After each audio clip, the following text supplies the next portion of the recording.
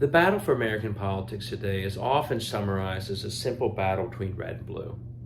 That's a mistake. The two sides in the current battle of American politics view the battle so differently and are waging such different battles. I think we're much better off seeing it as two battles. And especially the side that is fighting for democracy has to see it this way and understand the other side's battle quickly, or the other side will keep making progress all across the country undermining democracy. Let me explain this in detail for those who haven't seen this yet. So one side's battle, and I would say this is sort of the pro-democracy side, this side's battle, Democrats, independents, the mainstream media, is premised on two assumptions. One assumption this side has is that it represents sort of the mainstream majority view of most Americans. And this side's right to think that, supporting Roe v. Wade, middle-class-based economics, dealing with climate change, obviously in public education, common sense gun reform. This side is right to think it stands with the majority of Americans. This side also has been living under an assumption. Now, it's changing lately, but it's still operating under the basic assumption that democracy in this country is intact. So, mainstream values, democracy is intact. That really shapes this side's battle. And what is this side's battle with these assumptions? It's to go out and win elections. I'd call that battle election outcomes. This side basically views its battle in politics as securing election victories to get that mainstream agenda accomplished, right? And this side quickly determines, out of efficiency and other reasons, that the best way to do that is to win federal elections. And how do you win federal elections? You win enough swing states in federal elections so that you can win the presidency, you win the Senate, you win the House. And so this side's battle very quickly becomes a focus on certain swing states that get at the federal majorities that it wants. And that's this side's battle. And this side gets especially inspired and excited in federal years when it can win those majorities, right? So that's the battle on this side. Go out, win federal elections, get the majority, and get this side done. And when you win those federal elections, that's the exciting victory you celebrate. That's big time progress. And when you win all three of the federal levels, Senate, House, and presidency, like we did in 20, you celebrate like we just won everything. And as I've said in other presentations, that celebration, unfortunately, is premature because this is not the other side's battle, and that's the problem. That's why this side is, I think, continually frustrated that it feels like it's won, but then it hasn't won. And why is that? Well, the other side is a very different battle.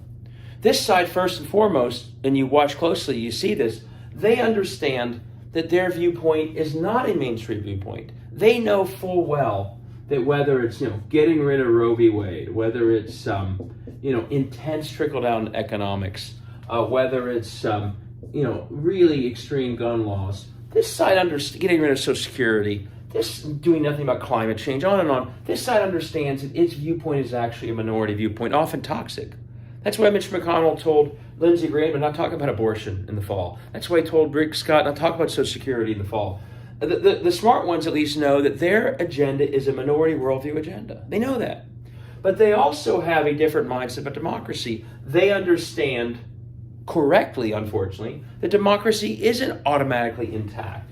That democracy can be and is unstable. And that a sustained attack on democracy in the right way can actually be effective.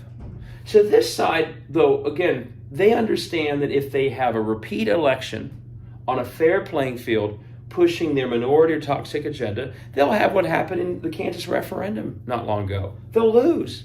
Over time, they know they'll lose. So their end game becomes not fair elections advocating their views on a fair playing field. Their agenda becomes democracy itself. This side wants election outcomes. This side's battle is over democracy itself and how to subvert it enough so that they can put in place a minority agenda over time. That's their battle. In case that feels really charged and over the top, which some tell me that it sounds like that, they're not hiding this. When you go to Hungary to view Orban up close and then you invite him back to Texas to celebrate him, you're basically making clear that your battle's over democracy itself because that's what he's done there. He's undermined democracy. Peter Thiel, who's funding, J.D. Vance and others, has literally written the words that democracy, he says, is inconsistent with freedom. So this is not a hidden agenda. They're quite plain about it.